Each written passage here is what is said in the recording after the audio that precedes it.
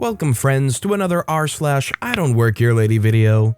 Do you think it's a big job to hit the like and subscribe buttons down below? Why don't you try it and let me know? That said, our first story of the day is by Connect Knowledge 47. I really don't work here. At least at the time. I had just started a new job as a respiratory therapist. A few days later, I was off and got a call from the number 2 boss of the department. He told me there was an incident report where a patient didn't get a needed treatment, and I said I would do it. He then said what clinched the whole deal, it was dated April 7th. I told him I didn't start until April 8th.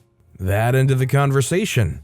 Yep, I got written up the day before I worked at that hospital. Now that I write this, I wonder how I managed to stick around for 35 years.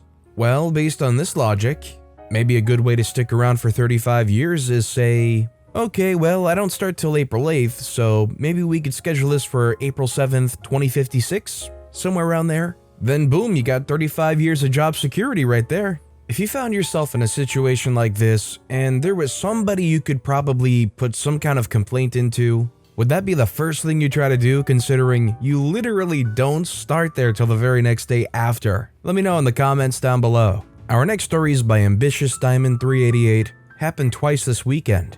I'm literally at Universal Orlando Resort. It's important to note every single employee wears a themed outfit based on where they're working and with name tags. First time I was wearing a hoodie and joggers, and this lady walks up to me and is like, "Hi, I have a question." And I'm just looking at her and she stands there for a second, then goes, "Oh wait, you don't work here, do you?" Nah, fam. Second time just happened and it's much weirder. I just paid for my lunch at NBC Sports Grill and everyone's wearing black and gold NBC gear. T-shirts or track jackets and a name tag. I'm wearing a blue Ron Swanson shirt and joggers. Dude leaving, walking by, basically stops me and says, "Thanks for everything, have a nice day." I was like, maybe he was just being nice, but then I was like, but why did he thank me? I'm assuming it has everything to do with my face and not what I'm wearing. I wonder if OP's wearing a mask. If OP's wearing a mask that might be similar to like what a lot of employees wear or something like that, and this being in Orlando, maybe there could be some weird stuff revolving around that, or like OP said, I guess they're saying their face. I don't know, maybe some people just do have that look or that aura. Our next story is by Personal Throwaway 46. I'm just here to play drums.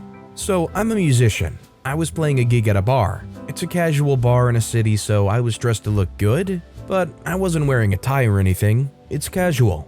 A friend of mine showed up and during the set break, we both went outside to smoke and we're standing at the side of the entrance. We're hanging out chatting, and then this group shows up and I make eye contact with the woman leading them. She's walking towards me and pulls her wallet out, then hands me her ID. My friend and I glance at each other and then back to her. "I don't know about this, miss, this looks fake to me." She's completely dismayed. "No, I swear it's real, it's just a really old picture, and I wasn't having a good day that day." Takes the heaviest sigh. "I swear it's real." My friend and I glance back at each other. We give each other a nod in agreement, so I turn back to her while all her friends are uncertain if their night plans are about to change. "I'm just here to play drums, but thanks for sharing this with me." Reads her name on the ID, Jane Smith. Then I proceed to give her the ID. She asks, "So I can go in?" "Yeah, sure, why would I care?" They say, "Are you not the doorman?" I say, "Nah, I'm just here to play those drums over there." Points inside. "I'm playing a gig here tonight, so I'm just on break." Her friends lost it. She realized what just happened, started apologizing, and I told her it was totally fine and that I got a good laugh out of it. They all hung out for the music and tipped the band graciously. After the gig, we had another good laugh and went our separate ways. To be fair, although the lady is at fault for this technically, OP was standing right by the door looking dressed up, so I feel like OP's still partly responsible. This is like the most understandable confusion I've probably heard in a while. This next story is by Flying Mint Bunny. At least she apologized. This happened yesterday at a grocery store. I was on my lunch break, quickly grabbing some food I could purchase, and headed to the self-checkout because it was faster than waiting in line, as it was about 8 p.m. I literally was about to pay when the lady next to me asked me where she should place the small shopping basket. I didn't get a chance to answer before she realized I didn't work there and was like, "Oh, I'm sorry, I thought you worked here." Tapped my shoulder and left. I don't know where she put that basket, but I made eye contact with the actual worker for the self-checkout on the other side watching, and busted out laughing. I think it was the look on my face, well, my eyes because I wore a mask, that told her I didn't work there and had no idea.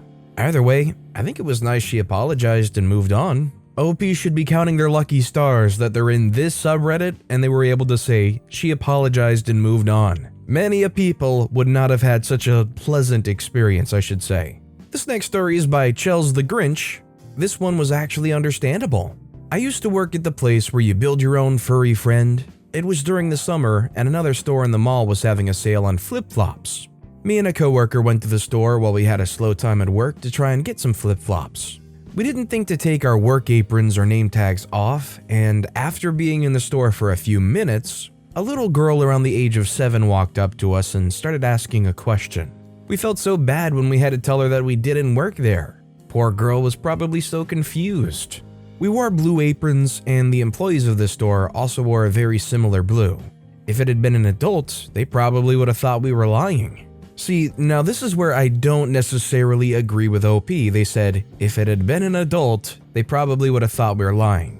But I maintain that if you tell somebody you don't work in a certain place and they come back with you with, no, you're lying, you do work here, that is not an adult. That's a well overgrown child. Our next story is by Lil Artemis92, My First Encounter. Just had my first IRL I don't work here lady and wanted to post about it.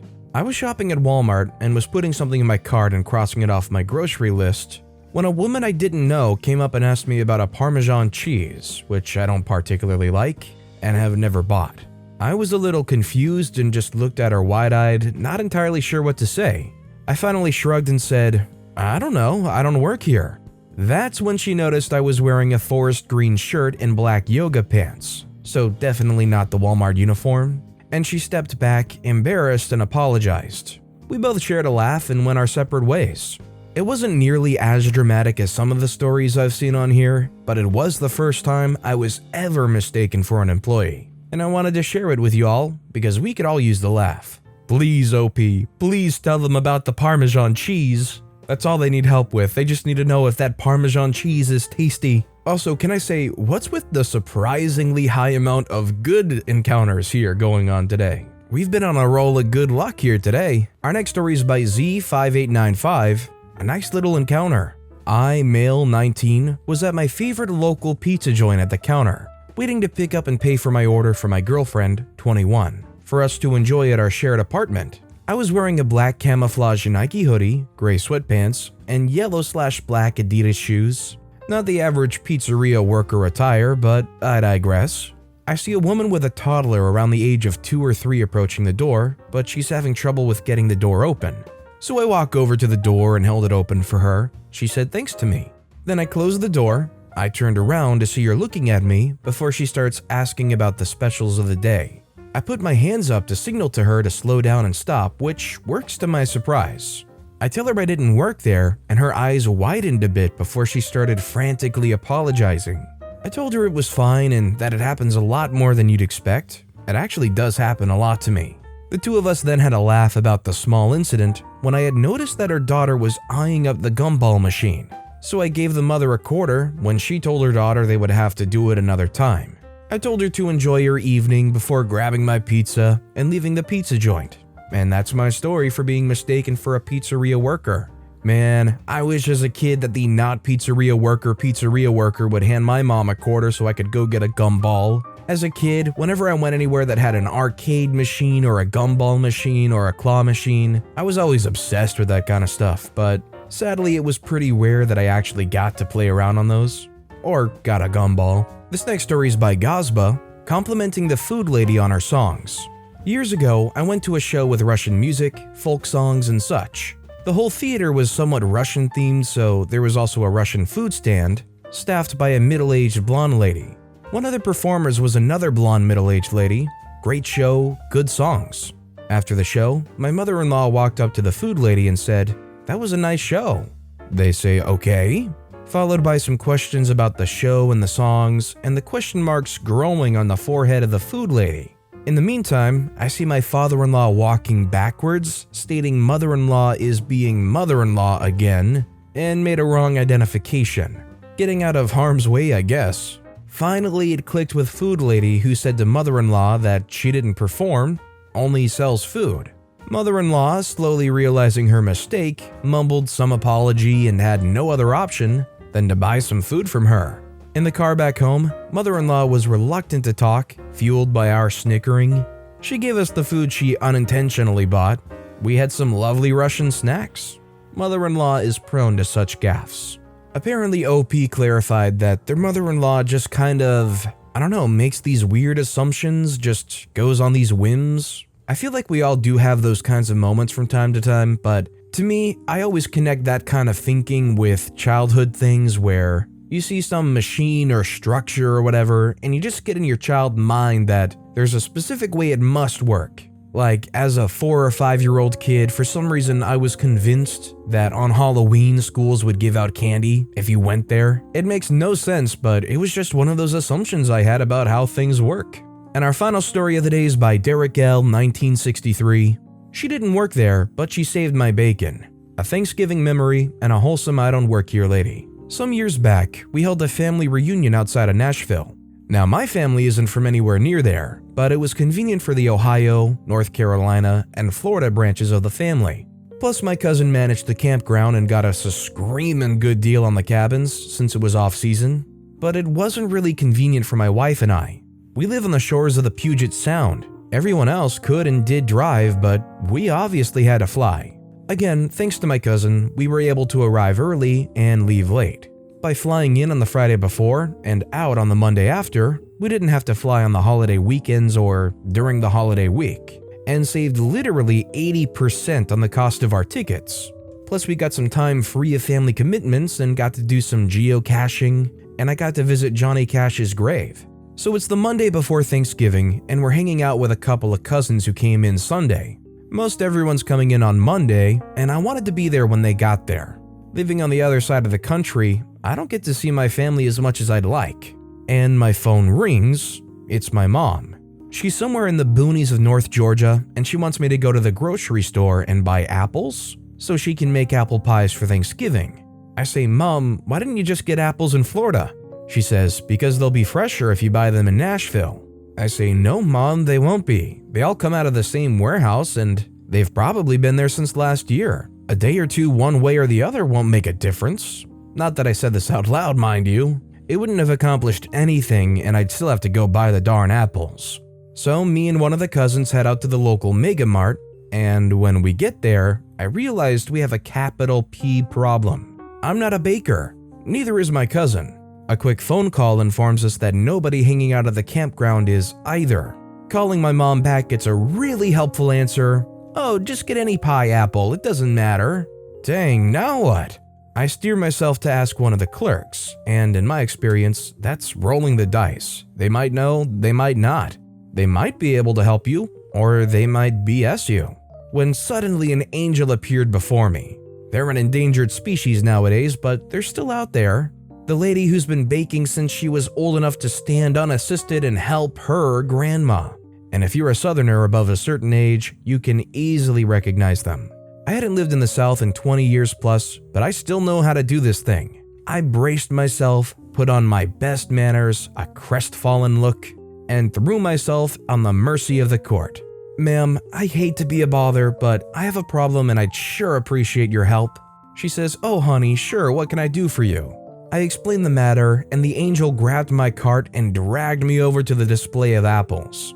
After a brief discourse on the virtues and vices of each kind, she asked what kind of apple pie Mom was baking.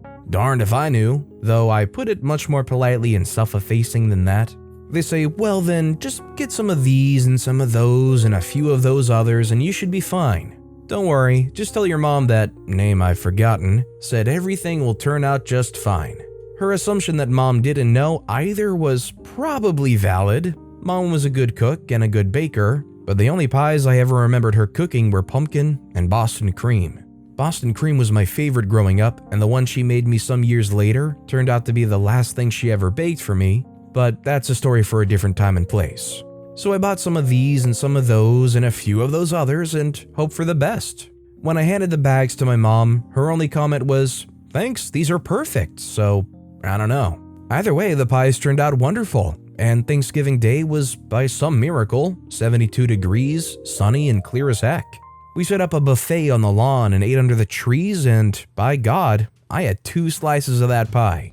When we were cleaning up, there was half of one left, and I put it in the fridge in my cabin for breakfast the next morning. Mom gave me a scowl as I was making off with it, but she owed me, both for the errand and for giving away almost an entire 5th of my Jack Daniels. This was definitely a right place at the right time kind of moment. OP is in such a dire need to figure out what kind of apples, and they stumble into one of the nicest ladies that have been cooking forever. And not only that, but were willing enough to just take them aside and give them a lecture on what apples are good for what.